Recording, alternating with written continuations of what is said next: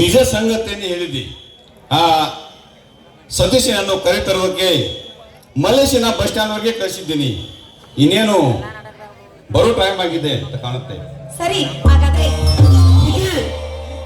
ಯಪ್ಪ ಬುದ್ಧಿ, ನನ್ನನ್ನು ನೀವೇ ಉಳಿಸಿಕೊಡ್ಬೇಕ್ರಿ ಅಪ್ಪ, ನನ್ನನ್ನು ನೀವೇ ಉಳಿಸಿಕೊಡ್ಬೇಕು ಬುದ್ಧಿ.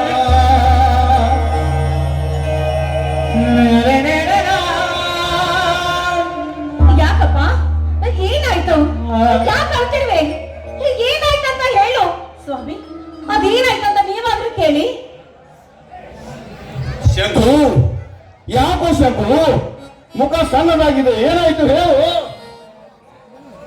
ಸಾಲವೆಂಬ ಸೂಲ ಈ ಬಡವನ ಕುತ್ತಿಗೆಗೆ ಕತ್ತಿಯ ಎಲುವಿನಂತೆ ನೇತಾಡುತ್ತಿದೆ, ಕತ್ತಿಯ ಎಲುವಿನಂತೆ ನೇತಾಡುತ್ತಿದೆ.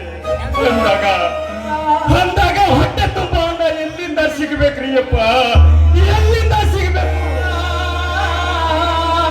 ಹಾಗಾದ್ರೆ ನೀನು ದಿನಾಲು ಕೂಲಿಗೆ ಹೋಗುದು